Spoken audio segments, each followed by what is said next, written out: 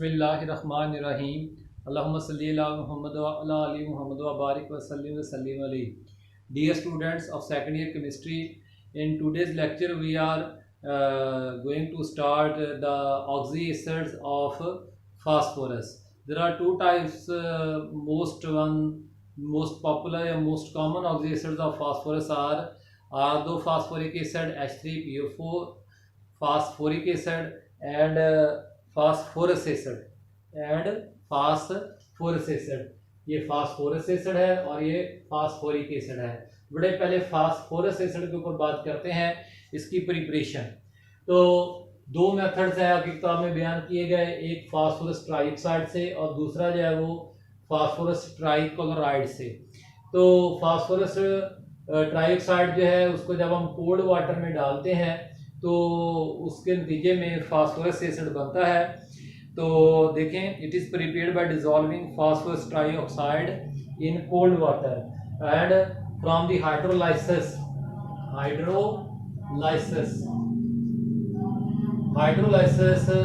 Of PCl3 we also obtain phosphorus acid जो है। तो वो रिएक्शन आपके सामने है, ये आपको ही याद करना है। तो बड़ा जी, PCl3 + 3H2O H3PO3 phosphorus acid और साथ बाई प्रोडक्ट के तौर पर HCl। Properties, wide crystalline solid है, रूम टेम्परेचर पे मेल्टिंग पॉइंट। फिजिकल प्रॉपर्टीज जो हैं, वाइड क्रिस्टलाइन सॉलिड है, मेल्टिंग पॉइंट 73.6 डिग्री सेल्सियस है। तो रिएक्शंस, पहला डिकम्पोजिशन है, इसको जब हम गर्म करते हैं तो फिर decomposes into phosphine and orthophosphoric acid on heating जो है। रिएक्शंस बड़े आपने याद करने हैं, ये भी रिएक्शन पहले रिपीट हो चुका है, ये भी रिपीट हो चुका है, ठीक है ना जी। फास्फोरस एसिड को अगर आप गर्म करते हैं तो उससे फास्फोरस को देखें, ये फर्क है थोड़ा सा। अगर आप देखें तो यहाँ पे एक ऑक्सीजन का ना ऑक्सीडेशन स्टेट कितना होता है, -2 होता है। 3 × -2 कितना हो जाएगा, -6। तो ये +3, तो फिर इसका भी क्या होगा, +3। लेकिन इधर जो है वो 4 × -2 और ये फिर +3, तो इधर क्या हो जाएगा, +5। इसका मतलब है कि इस फास्फोरस की तो क्या हो गई है, ऑक्सीडेशन -3 से -5। लेकिन इधर आप देखें तो यहाँ पे क्या हो गया है, ये -3 हो गया है, तो इसकी रिडक्शन भी हो गई है। तो ये एक सेल्फ रिडॉक्स रिएक्शन बन गया है इस डिकम्पोजिशन के दौरान। फास्फीन, इस गैस को क्या कहते हैं, फास्फीन गैस। अच्छा जी, एज ए रिड्यूसिंग एजेंट जो है, रिड्यूसिंग एजेंट में फास्फोरस एसिड में खुद ऑक्सीडाइज होना है। खुद देखें, -3 से क्या हो जाएगा, -5 हो जाएगा। लेकिन कॉपर को जो है, जो कि +2 है, ये सारे का सारा मिलकर -2 है, हमें पता है सल्फेट का। तो ये कॉपर खुद क्या हो जाएगा, 0। कॉपर +2 से 0, कॉपर की रिडक्शन हो गई, लेकिन फास्फोरस एसिड की क्या हो गई है, ऑक्सीडेशन हो गई है। तो इसी तरह से सिल्वर के साथ है, सिल्वर नाइट्रेट के साथ अल्कलाइन मीडियम में, तो सिल्वर +1 है, ये -1 है, तो भाई ये -5, ठीक हो गया ना जी। और सिल्वर की यहाँ पे क्या हो गई, 0। तो आप देख सकते हैं फास्फोरस एसिड खुद ऑक्सीडाइज होकर फास्फोरिक एसिड में तब्दील हो रहा है, लेकिन मेटल्स की ये क्या कर रहा है, रिडक्शन कर रहा है। तो इसलिए हम फास्फोरस एसिड को रिड्यूसिंग एजेंट का नाम दे सकते हैं। It is a powerful reducing agent and reducing agent reduces copper sulphate, silver nitrate etcetera, यानी जितने भी मेटल के साल्ट्स होते हैं इनटू देयर मेटालिक स्टेट, जैसे कॉपर सल्फेट से कॉपर और सिल्वर नाइट्रेट से सिल्वर। अच्छा, ये reacts with oxygen, reaction with oxygen, it reacts with oxygen to form orthophosphoric acid, क्योंकि ऑक्सीजन खुद क्या है, एक ऑक्सीडाइजिंग एजेंट होता है। खुद वो रिड्यूस हो जाएगी, ऑक्सीजन 0 से ऑक्सीडेशन स्टेट -2 ले लेगा, ठीक हो गया ना जी। लेकिन फास्फोरस एसिड को किस में तब्दील, ऑर्थोफॉस्फोरिक एसिड में। रिएक्शंस विद नेसेंट हाइड्रोजन क्या होती है, रिड्यूसिंग एजेंट होती है। तो वो फास्फोरस एसिड को रिड्यूस करके किसमें तब्दील कर देगी, फास्फीन में। किसमें तब्दील कर देगी, फास्फीन में। देखें, हाइड्रोजन का 0 है, ठीक हो गया ना जी। खुद तो क्या हो गई है, वो इसको +3 से -3 कर दिया है, खुद ऑक्सीडाइज हो गई है, ठीक हो गया ना जी। लेकिन इसको +3 से क्या कर दिया है, -3 कर दिया है, तो फास्फोरस की रिडक्शन कर दी है, इस तरह से है। अब बेटा जी अगला ऑक्सी एसिड जो है फास्फोरस का वो है कौन, ortho phosphoric acid. Ortho phosphoric acid H3PO4 preparation पहले फ्रॉम फास्फोरस पेंटॉक्साइड। अगर हम फास्फोरस पेंटॉक्साइड को हॉट वाटर में, ये किसमें था, कोल्ड वाटर में, ये हॉट वाटर में, ठीक है, तो हमारे पास फास्फोरिक एसिड बनेगा। रेड फास्फोरस की को भी अगर हम जाए, ये हमने पहले भी रिएक्शन पढ़ा था नाइट्रिक एसिड के रिएक्शंस विद नॉन मेटल्स जो है वहां पे जो है वही पढ़ा था। तो क्या हो जाएगा, फास्फोरस के साथ एसिड H3PO4 + 5Na2 और H2।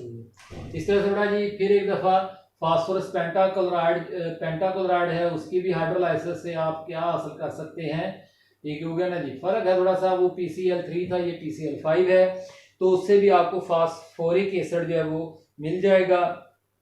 तो on large scale, commercial scale पे, बड़े पैमाने पे फास्फोरिक एसिड जो है वो सिंथेसाइज किया जाता है नेचुरली अकरिंग फास्फोराइड, जिसे बोन ऐश भी कहते हैं, उससे।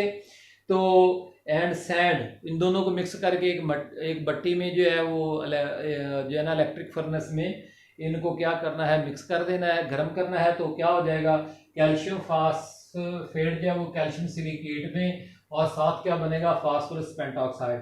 तो the phosphorus pentoxide found is treated with hot water to obtain phosphoric acid. तो दो स्टेप्स में ये इसकी केमिस्ट्री है।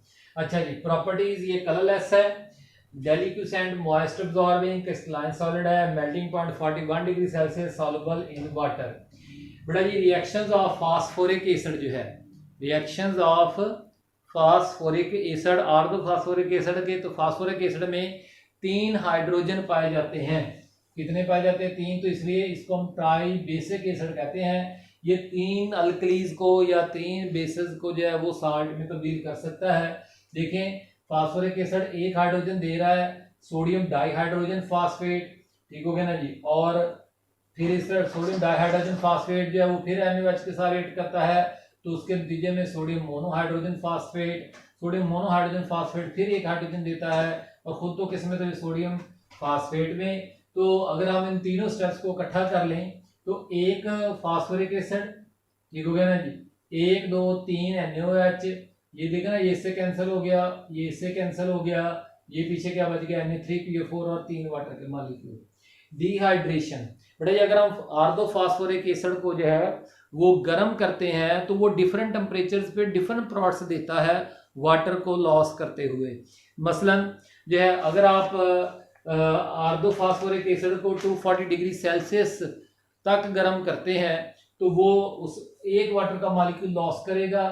तो देखें 3 2 बार 6, 6 में से 2 निकाले, कितने बच गए, 4, हाइड्रोजन 4 हो गया, P4 P2P किसके बाद P2, 4 2 बार 8 और 1 ऑक्सीजन निकाला 7, H4P2O7, इसको हम कहते हैं पायरोफास्फोरिक एसिड। क्या बन गया, पायरोफास्फोरिक एसिड। फिर अगर आप टेम्परेचर बढ़ाते जाते हैं 240 डिग्री सेल्सियस से, और टेम्परेचर को बढ़ाते हुए कितना ले जाते हैं, 316 डिग्री सेल्सियस तक, पायरोफास्फोरिक एसिड जो है उसमें से फिर 1 वाटर का मॉलिक्यूल निकाल लें, तो देखें 2 निकाल गए तो 2 हाइड्रोजन बच गए, P2 2 फास्फोरस आ गए, ठीक हो गया ना जी, और 4 में से 1 ऑक्सीजन निकल गया। तो इस तरह से तो बेटा जी जो है क्या बन जाता है हमारे पास जो है मेटाफास्फोरिक एसिड। क्या बन जाता है, मेटाफास्फोरिक एसिड। तो यहाँ पे ना 2 वाटर के मॉलिक्यूल सही कर लें, 2 वाटर के मॉलिक्यूल जो है वो माइनस होंगे। तो अब अगर यह आपकी किताब में नहीं है, अगर हम 316 डिग्री सेल्सियस से भी ज्यादा गर्म करते हैं तो फिर वो मेटाफास्फोरिक एसिड जो है वो P2O5 में तब्दील हो जाएगा। तो ये बड़ा ये आज का लेक्चर है। कोई भी सवाल हो व्हाट्सएप पूछे, अल्लाह ताला हम सबका हामी नासिर आमीन। शुक्रिया।